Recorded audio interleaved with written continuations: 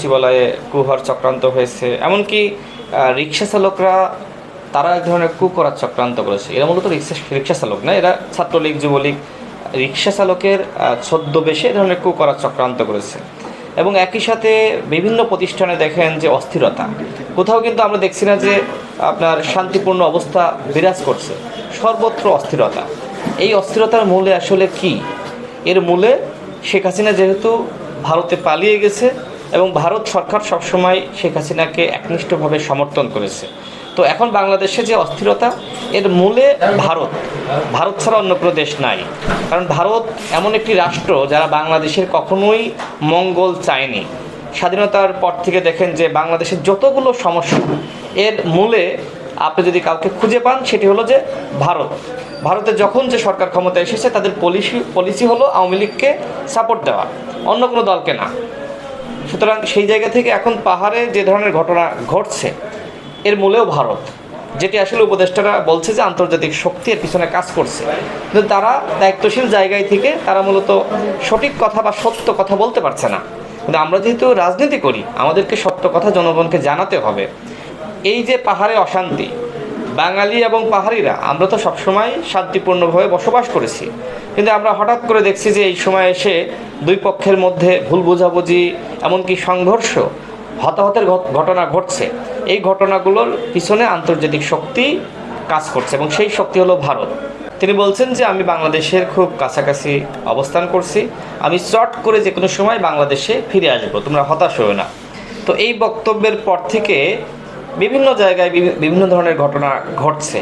আপনার দাঙ্গা বলেন বা সংঘর্ষ বলেন, সেই ঘটনাগুলো ঘটছে।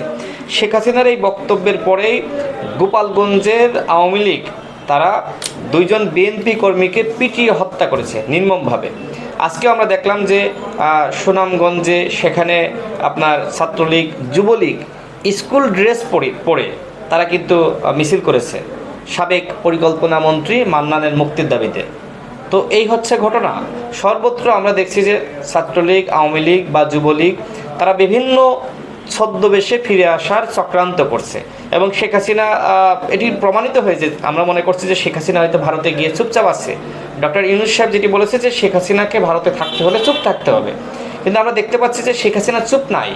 তিনি বিভিন্নভাবে ষড়যন্ত্র করছেন এবং তার সেই ষড়যন্ত্র সামাজিক যোগাযোগ মাধ্যমে প্রকাশ পেয়েছে। তার মানে সামাজিক যোগাযোগ মাধ্যমে আপনি যেটি দেখছেন যে আমরা ফিরে আসছি, হ্যাঁ আমাদের বিজয় অতি সন্নিকটে, আমাদের হতাশ হওয়ার কিছু নাই, এগুলো মূলত শেখ হাসিনা এই যে যেহেতু পরাজিত একটি শক্তি, এই শক্তি নানানভাবে তার নেতাকর্মীদেরকে উৎসাহিত করার জন্য এই ধরনের বিভিন্ন বক্তব্য দিচ্ছে। এবং আমরা যেটি মনে করি যে শেখ হাসিনার ফিরে আসার কোনো অবস্থা নাই, আওয়ামী লীগ বাংলাদেশে আর ফিরে আসতে পারবে না।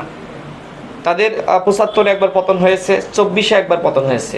আওয়ামী লীগ তো ক্ষমা চেয়ে ১৯৯৬ সালে তারা ক্ষমতায় এসেছিল, জনগণ তাদের ক্ষমা করেছিল। তারা প্রথমবার ৭৫-এ ভুল করে, তারা আবার এখন কিন্তু এই ২৪-এ এসে ভুল করেছে। সুতরাং সামনে তাদেরকে আর ক্ষমা করার কোনো সুযোগ নাই।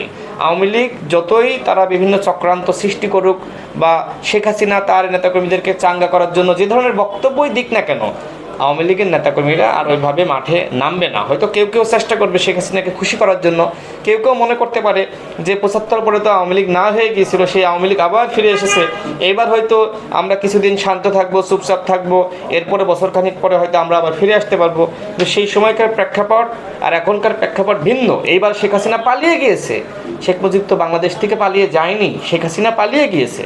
তো শেখ হাসিনা এমন যদি হতো যে শেখ হাসিনা এখানে হত্যাকাণ্ডের শিকার হয়েছে বা তাকে মানে বিক্ষোভের মুখে তার মৃত্যু হয়েছে, সেই ঘটনা ঘটলে আওয়ামী লীগ জীবিত থাকতো। যেহেতু তারা পালিয়েছে, সুতরাং এরকম পলায়ন করার পরে কোনো শক্তি কোথাও দেখবেন তারা থাকতে পারে নাই।